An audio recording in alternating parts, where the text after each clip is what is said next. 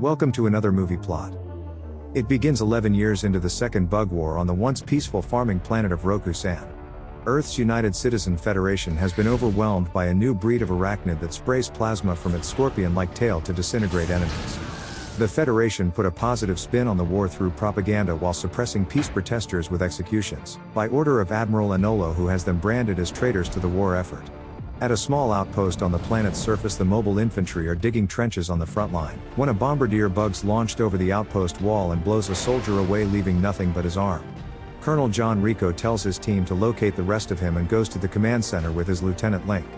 They're told that the decorated war hero and Sky Marshal's visiting the planet, which makes Link desperate to meet him as she's a massive fan, but he spends most of his retired years performing on stage to motivate the troops and selling his merchandise to fund the war.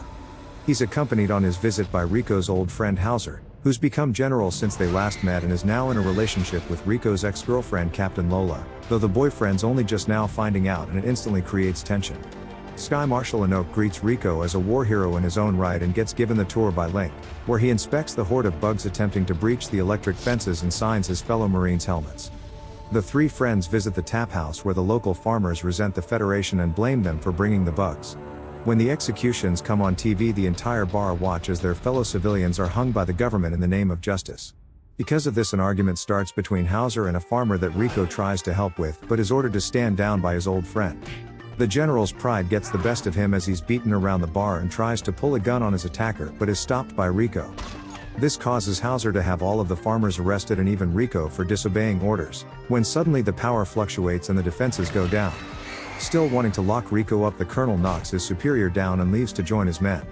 The squad of Marines on the front line are blindsided by a bombardier, and the warrior bugs pour into the compound, leaving the humans retreating in fear. Rico leads an elite squad of his own hardened Marines who, with their level-headed leadership, temporarily hold off the bug threat. When Hauser recovers, he finds the Sky Marshal stumbling around seemingly out of his element. Marines accompany them back to the command center where Anoke requires being carried inside before snapping out of a trance. Hearing of Hauser's decision to relieve Rico of duty, he leaves the general in charge, who volunteers to remain at the outpost while the rest of the command make their escape. Rico remains with his lieutenant and troops until their defensive positions breached by a bombardier beetle, requiring one brave soldier to save the rest of them by diving on top of a second. The bug they fear the most arrives and destroys the structure walls completely before it begins spewing plasma over the remaining Marines, making the scorpion the last thing Rico sees as the building comes down on top of him. Roku-san's outpost is completely overrun and the survivors use a shuttle to make it back to the fleet. The captain expresses gratitude to the leader of the Marines, Sergeant Rye, for his service in rescuing them, but he was injured by a warrior bug's talon in the escape. When she begins talking to the Sky Marshal, they're suddenly under attack by bug artillery launching balls of plasma at the fleeing space cruiser. Rye's Marines suit up when they suddenly take a direct hit, knocking the ship out of hyperspeed and torching one of the Marines.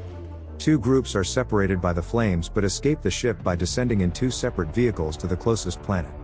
Anoke and Lola use an escape pod to land on a beach along with three others, including the ship's Dr. Wiggs. The engineer Bull thinks they should stay at the pod to be rescued, but the chef Jingo, who barely survived the initial explosion, alerts them that the bugs know their current location. The religious flight attendant Holly begins saying her prayers out loud, so Lola tells her to shut it, which starts a fight between her and Bull, but the captain's much better trained. They send a message back to headquarters and begin to march across the planet's surface towards the other crash survivors.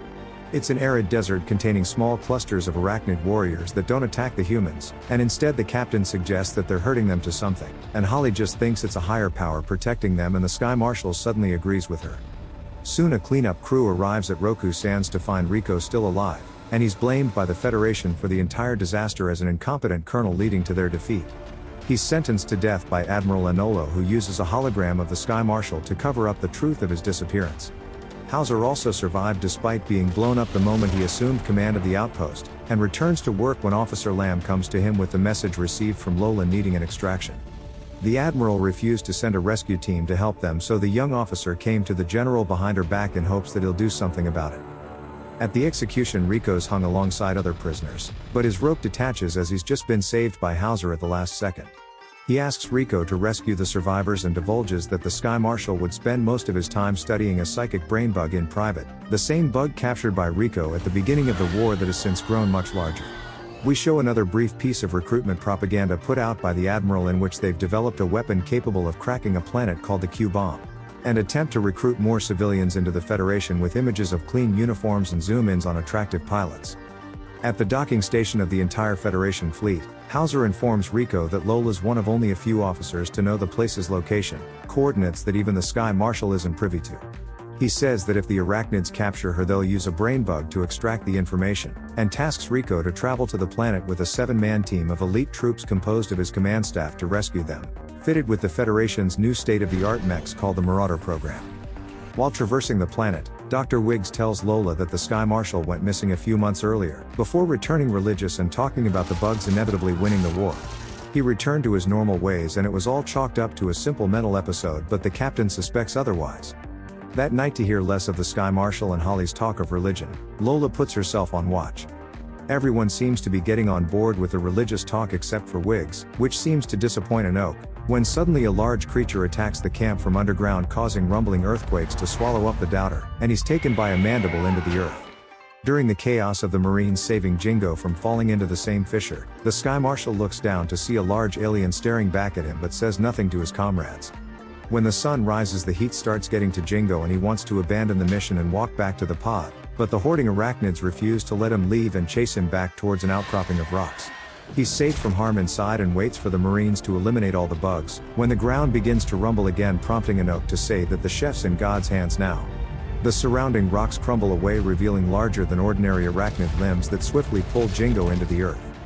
Holly's beginning to lose faith, but the Sky Marshal lifts her up, saying that even now he can hear his God speaking to him.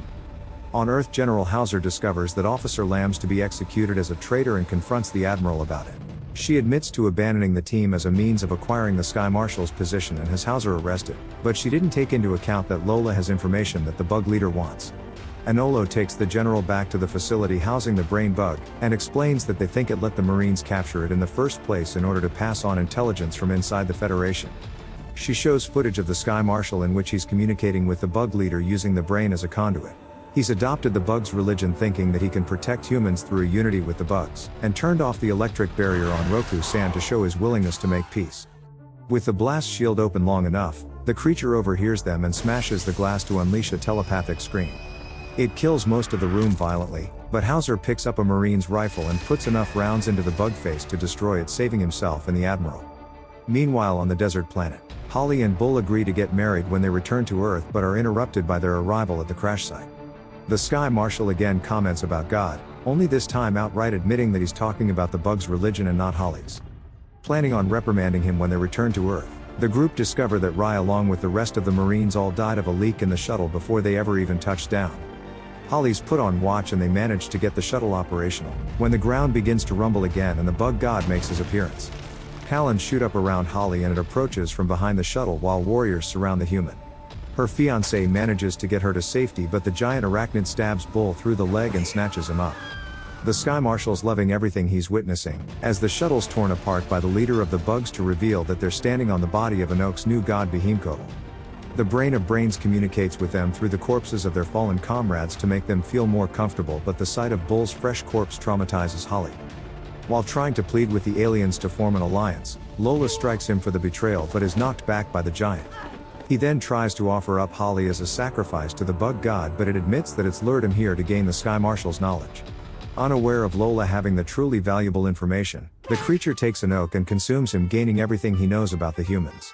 A terrified Holly convinces Lola to pray with her as the last thing they do, when Rico's Marauders arrive on their mission, burying the bug back into the earth with a bombardment. The 7 Marines in their new armored battlesuits follow Rico's command straight into the charging arachnid warriors. The Marauders suffer 0 casualties in the conflict and push the bugs back using heavy weapons and flamers, enough that they retreat into their holes and the colonel locates the only 2 survivors.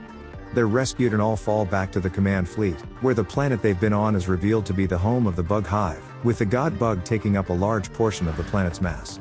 Rico's made general for his heroics, and appointed permanent leader of the Armored Corps Marauder program for future generations to join. The Admiral unleashes the Q-bomb on the planet to kill Behemkodal, and Hauser asks Lola to marry him, which she agrees to as the planet and bug leaders destroyed in the background. Sometime later we see that Holly becomes a chaplain as the Federation has embraced Christianity to bolster the morals of its people. The Admiral puts out fake footage showing the Sky Marshal's death being caused by a terrorist explosion, and has 50 peace protesters including their leader Elmo executed as the culprits. She's then appointed to be the new Sky Marshal with Hauser as her second-in-command, who goes on to marry Lola, and Rico's left alone to do what he does best. And the movie ends.